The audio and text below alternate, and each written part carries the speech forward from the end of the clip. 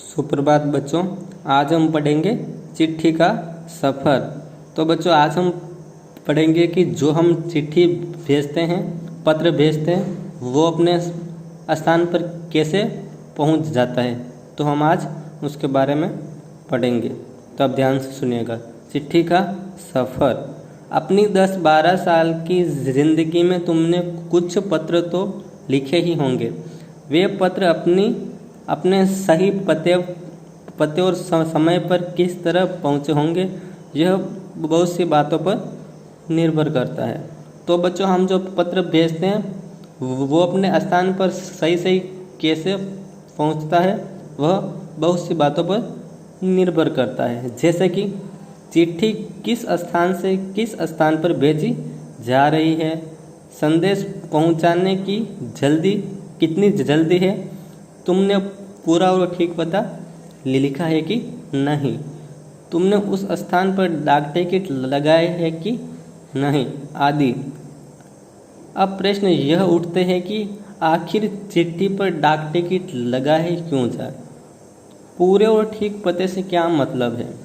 ज़रूरत पड़ने पर संदेश को जल्दी कैसे पहुंचाया जाए। स्थान बदलने से चिट्ठी के पहुंचने पर क्या असर पड़ता है। इनमें से कुछ सवालों के जवाब शायद तुम्हारे पास हो, खासकर तुम में से उसके पास जो डाक टिकटें तय करने का शौक़ रखते हैं। तो बच्चों पत्र अपने स्थान पर पहुंचेगा या नहीं, यह बहुत सी बातों पर निर्भर करता है कि आपने उसमें पता सही लिखा है या नहीं, डाक टिकट लगाए है या नहीं। ठीक है बच्चों, वे पते किस तरह से भिन्न हैं। गांधी जी को भेजे गए पत्र में पते की जगह लिखा है महात्मा गांधी। जहाँ हो वहाँ वर्धा बच्चों जहाँ पर गांधी जी का आश्रम था, और वर्धा महाराष्ट्र में है। ठीक बच्चों, जबकि लिफाफे पर इमारत या संस्थान से लेकर शहर तक का नाम लिखा हुआ है।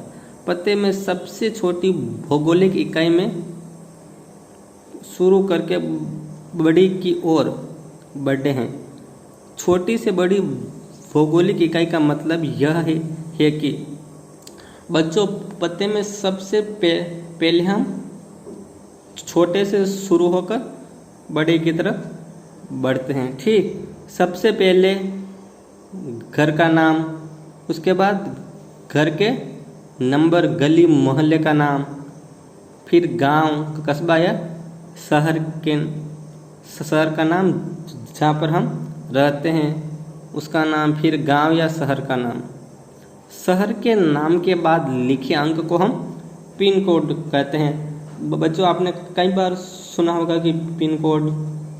तो बच्चों शहर के नाम के साथ पिन कोड भी लिखे होने चाहिए। हर जगह को एक पिन कोड दिया गया है। बच्चों आखिर पिन कोड क्यों दिया गया है? क्योंकि बच्चों इससे डाक भेजने वाले को आसानी होती है कि उनको डाक किस जगह पर भेजनी है, वे उस डाक को जल्दी छांट सके उन पिन कोड के आधार पर। हर जगह को एक पिन कोड दिया गया है।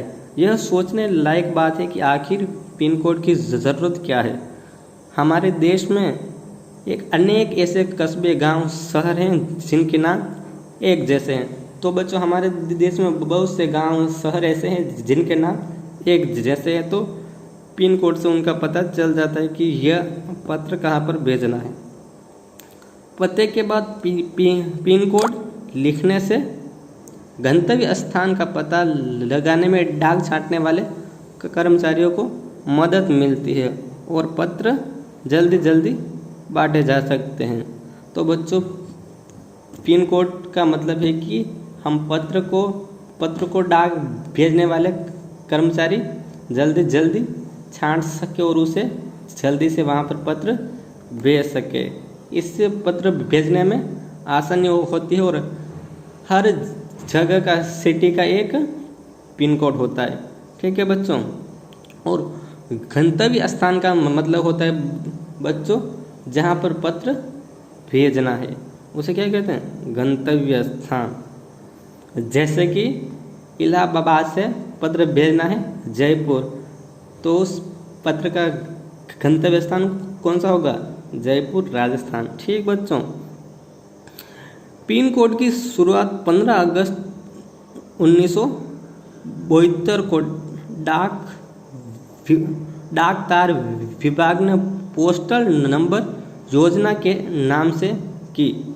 तो बच्चों पिन कोड की शुरुआत 15 अगस्त 1972 को डाक तार विभाग ने पोस्टल नंबर योजना के नाम से की।